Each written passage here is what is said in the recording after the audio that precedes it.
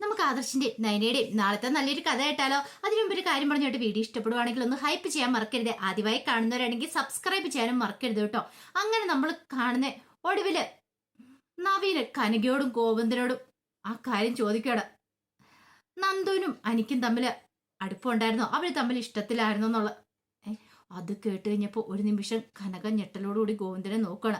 അപ്പോഴേക്കും ഗോവിന്ദൻ ചോദിച്ചു, മോനോട് ആരാ ഇതൊക്കെ പറഞ്ഞെന്ന് ചോദിച്ചു. അല്ല, ഇങ്ങനെ ചില കാര്യങ്ങളൊക്കെ ഞാൻ കേട്ടായിരുന്നു, അപ്പൊ അതിന്റെ സത്യാവസ്ഥ എന്തെന്ന് അറിയാൻ വേണ്ടിയിട്ടാ.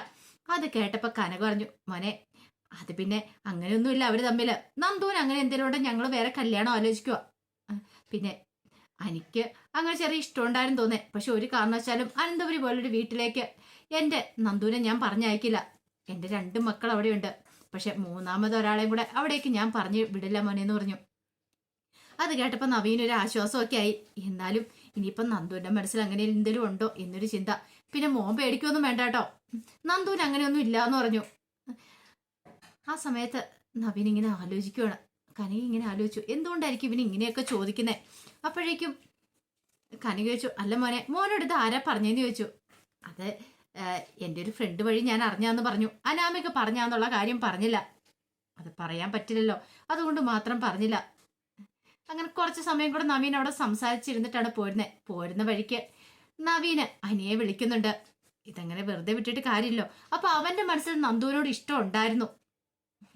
എന്നിട്ട് അവനത് മറച്ചു വെച്ച് തന്നോട്. അതുകൊണ്ടായിരിക്കും അവനൊരു പക്ഷെ നന്ദുവിനോട് തനിക്ക് അവളെ ഇഷ്ടമാന്നുള്ള കാര്യം പറയാത്തെ. താൻ അവന്റെ അടുത്ത് ചെന്നാ ഈ കാര്യത്തെക്കുറിച്ച് സംസാരിച്ചേ. അപ്പൊ അങ്ങനെ വരട്ടെ കാര്യങ്ങള്.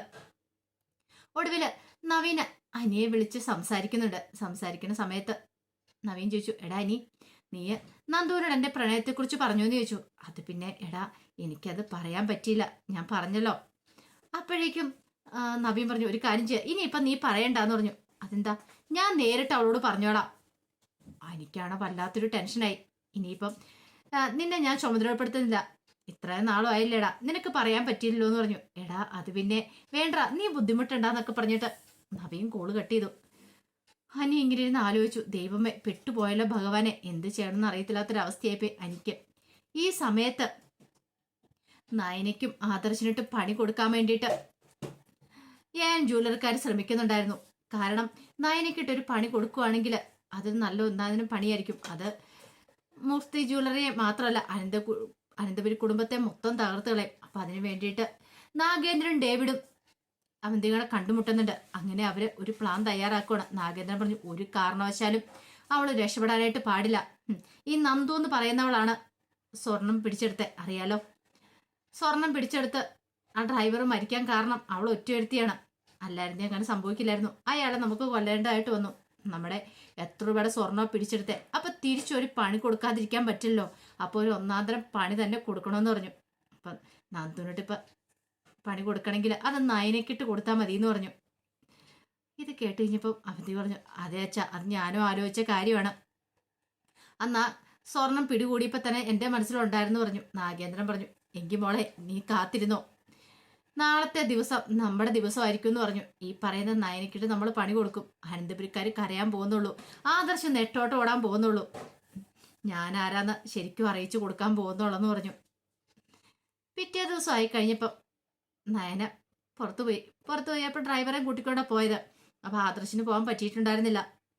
അങ്ങനെ പുറത്തു പോയിട്ട് തിരികെ വീട്ടിലേക്ക് വരുവാണ്. വരുന്ന സമയത്ത് വഴിക്ക് വെച്ച് പോലീസുകാർ വണ്ടി തടയുന്നേ. അപ്പൊ പോലീസിനൊരു ഇൻഫർമേഷൻ കിട്ടിയിട്ടുണ്ടായിരുന്നു, കള്ളക്കടത്ത് സ്വർണമായിട്ട് ഒരു കാറ് വരുന്നുണ്ട്, അതിനകത്ത് ഒരു സ്ത്രീ സ്വർണം കടത്തുന്നുണ്ടെന്നുള്ള കാര്യങ്ങളൊക്കെ. അപ്പൊ സി എക്ക് ഇൻഫർമേഷൻ കിട്ടിയോണ്ട് സി എ എന്ത് ചെയ്തു, വണ്ടി നമ്പറും കാര്യങ്ങളൊക്കെ കിട്ടിയിട്ടുണ്ടായിരുന്നു.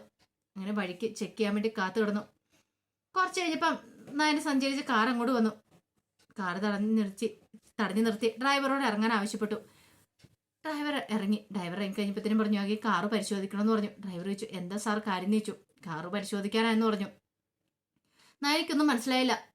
നയന പറഞ്ഞു, സാറേ അതിനിപ്പോ കാറ് പരിശോധിക്കേണ്ട കാര്യം എന്താ, നീ ഇങ്ങോട്ട് ഇറങ്ങാൻ പറഞ്ഞു. ഒടുവില് നയനെ അങ്ങോട്ടേക്ക് ഇറങ്ങി. അവിടെയൊക്കെ നോക്കിയപ്പോൾ ഒന്നും കാണുന്നില്ല. ഒടുവിൽ ഡിക്കി തുറക്കുവാണ്. ഡിക്കിക്കകത്തൊരു ബാഗ് തുറന്നു നോക്കിയപ്പോൾ അതിനകത്ത് നിറച്ച് സ്വർണം. ഒരു നിമിഷം നയനെ പോലും ഞെട്ടിപ്പോയി. നയനയും പ്രതീക്ഷ കാര്യമായിരുന്നില്ലത്. നയനയ്ക്ക് എന്താ ഏതാന്ന് പോലും മനസ്സിലായില്ല. അപ്പോഴേക്ക് സി ചോദിച്ചു, ഇത് എവിടുന്നാന്ന് ചോദിച്ചു. അപ്പോൾ ഡ്രൈവർ പറഞ്ഞു, എനിക്കറിയില്ല എന്ന് പറഞ്ഞു. നയന പറഞ്ഞു, എനിക്കറിയില്ല സാറേ, ഇതെന്റെ ബാഗല്ല, ഇതെന്റെ സ്വർണ്ണമല്ല എന്ന് പറഞ്ഞു. "ഉം. പിന്നെ നീ സഞ്ചരിച്ച കാറല്ല എങ്ങനെയാ ഇത് വന്നേന്ന് ചോദിച്ചു. "ഉം, സാറേ ഞാന് ഉം." അത് കേട്ട് കഴിഞ്ഞപ്പോ അയാൾ പറഞ്ഞു, പിടിച്ചു കേട്ടോടെ ഇവിടെ ജീപ്പിലെന്ന് പറഞ്ഞു. നയനയ്ക്ക് വല്ലാത്തൊരു അന്താളിപ്പയപ്പി. നയനയ്ക്ക് മനസ്സിലായി ഇതൊരു ചതിയാന്നുള്ള കാര്യം.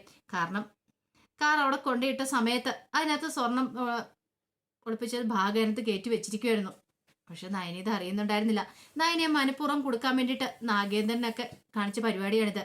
നയനയെ കൊടുക്കുവാണെങ്കിൽ ബാക്കി എല്ലാവർക്കും വിഷമാവുമല്ലോ. അപ്പൊ അതിനു വേണ്ടിയിട്ട് ചെയ്തൊരു പണിയായിരുന്നു. അങ്ങനെ ഒടുവിൽ എന്ത് ചെയ്തു, നയനയെ നേരെ സ്റ്റേഷനിലേക്ക് കൊണ്ടുപോവാണ്. നയനയ്ക്കൊന്ന് ഫോൺ വിളിക്കാൻ പോലും പറ്റിയില്ല. ആദർശിനെ ഒന്ന് വിളിച്ചു പറയണമെന്നുണ്ടായിരുന്നു. പക്ഷെ അതിനുള്ള സാവകാശം പോലും കിട്ടിയിട്ടുണ്ടായിരുന്നില്ല. നയന തന്റെ നിരപരാധിത്വം വെളിപ്പെടുത്താൻ ശ്രമിച്ചു. സാറേ ഞാൻ അനന്തപുരിയിലെ ആദർശിന്റെ ഭാര്യയാണെന്നൊക്കെ പറഞ്ഞു. അതൊക്കെ ഇനിയിപ്പോ പറഞ്ഞിട്ടൊന്നും കാര്യമില്ല. ദേ ഇപ്പൊ നിന്നെ തൽക്കാലത്തേക്ക് സ്റ്റേഷനിലേക്ക് കൊണ്ടുപോവാ, ബാക്കിയൊക്കെ അവിടെ ചെന്ന് ചോദ്യം ചെയ്തിട്ട് എന്താന്ന് വെച്ചാൽ തീരുമാനിക്കാന്നൊക്കെ പറഞ്ഞു. അങ്ങനെ നയനെ കൊണ്ടുപോയി. ഈ സമയത്ത് നന്ദു പുറത്തായിരുന്നു. നന്ദു ഈ കാര്യങ്ങൾ അറിഞ്ഞിട്ടുണ്ടായിരുന്നില്ല. നന്ദു ചെക്കിങ്ങിനും മറ്റും പോയിരിക്കുമായിരുന്നു. കുറെ സമയം കഴിഞ്ഞപ്പോഴത്തേനുമാണ് നന്ദു വരുന്നത്. ഈ സമയത്ത് നയനെ ചോദ്യം ചെയ്യാനൊക്കെ വേണ്ടിയിട്ട് ലോക്കപ്പിനകത്തേക്ക് കയറ്റിയിട്ടു. നയനയ്ക്ക് എന്ത് ചെയ്യണമെന്ന് പോലും അറിയണ്ടായിരുന്നില്ല. ഒന്നാമത്തേലും ഗർഭിണി കൂടെ ആണല്ലോ. നയനെ കുറെ പറഞ്ഞിട്ട് അവർ വിടാനായിട്ട് തയ്യാറായിട്ടുണ്ടായിരുന്നില്ല. പിന്നീടാണ് നന്ദു അങ്ങോട്ടേക്ക് വരുന്നത്. നന്ദു വന്നപ്പോൾ സി എ എവിടെ ഉണ്ടായിരുന്നു. അപ്പം നന്ദുവിനും അറിയത്തില്ല നയനെ പിടിച്ച കാര്യം. അങ്ങനെ നന്ദു വന്നു കഴിഞ്ഞപ്പോഴത്തേന് സി എ പറഞ്ഞു, നന്ദന കഴിഞ്ഞ പ്രാവശ്യം സ്വർണ്ണക്കടത്ത് കേസും കാര്യങ്ങളൊക്കെ താൻ പിടികൂടിയതല്ലെന്ന് ചോദിച്ചു. അതെ സാറെന്ന് പറഞ്ഞു. അല്ല പിന്നീട് അയാൾ ഡ്രൈവർ മരണപ്പെട്ടില്ലേ? അതെ. അതിനെക്കുറിച്ച് വല്ല എന്തെങ്കിലും വിവരങ്ങൾ കിട്ടിയായിരുന്നു എന്ന് ചോദിച്ചു. ഇല്ല സാറേ, കൂടുതലായിട്ടുള്ള വിവരങ്ങളൊന്നും കിട്ടിയില്ല. പിന്നെ അതിനെക്കുറിച്ച് തന്നെ അന്വേഷിക്കാൻ ഇറങ്ങി കഴിഞ്ഞപ്പോഴത്തേനും മോളിൽ നിന്നുള്ള ഓർഡർ ഉണ്ടായിരുന്നു അന്വേഷിക്കേണ്ടെന്ന്. അവിടെ നിർത്തിയേക്കാൻ പറഞ്ഞു. പിന്നെ എനിക്കൊന്നും ചെയ്യാൻ പറ്റിയില്ലെന്ന് പറഞ്ഞു. അങ്ങനെയാണെങ്കിൽ ഇത്തവണ എന്താണെങ്കിലും അതിന്റെ തുമ്പ് കിട്ടുമെന്ന് പറഞ്ഞു. എന്താ സാറേ? ഒരുത്തിയെ പിടിച്ചുകൊണ്ട് വന്നിട്ടുണ്ട്.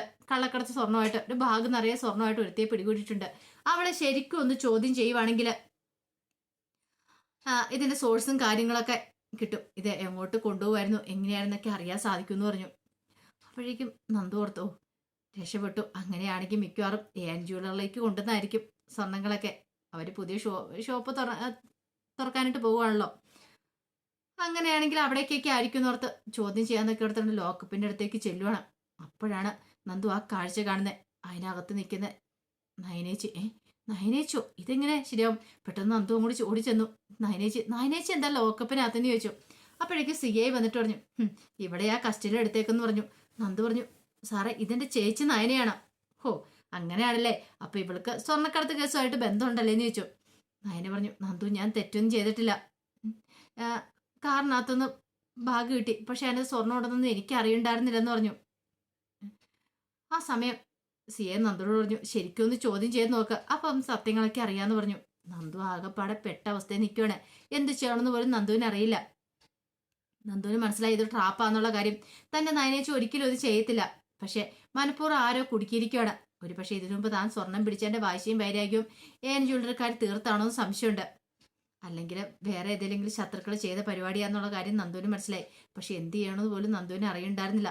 സി ഐ പറഞ്ഞു, ശരിക്കും ചോദ്യം ചെയ്തിട്ടുണ്ടെങ്കിൽ സത്യങ്ങളൊക്കെ പുറത്തു വന്നോളൂ എന്ന് പറഞ്ഞു.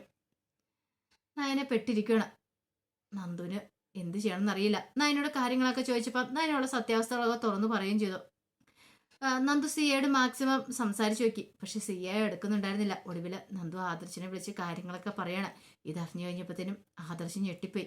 ആദർശം പ്രതീക്ഷിച്ചിട്ടുണ്ടായിരുന്നില്ല ഇങ്ങനെയൊരു അവസ്ഥ ഉണ്ടാവും എന്നുള്ള കാര്യം. അപ്പൊ അതിന്റെ വിശേഷങ്ങളൊക്കെ നമ്മൾ കാണാൻ പോകുന്നത്. എന്തൊക്കെ സംഭവിച്ചെന്ന് പറഞ്ഞാലും ഒടുവിൽ നയനെ പുറത്തിറങ്ങും. നവ്യ കള്ളത്തരങ്ങളൊക്കെ കണ്ടുപിടിക്കുക തന്നെ ചെയ്യും. അപ്പൊ നവ്യാണ് ഇനി സഹായിക്കാനായിട്ട് വരുന്നത്. അപ്പൊ അതിന്റെ വിശേഷങ്ങളൊക്കെ നമുക്ക് എല്ലാവർക്കും കാത്തിരിക്കാട്ടോ. ഒരിക്കൽ കൂടി എല്ലാവർക്കും ശുഭരാത്രി നേർന്നുകൊണ്ട് നിർത്തുന്നു.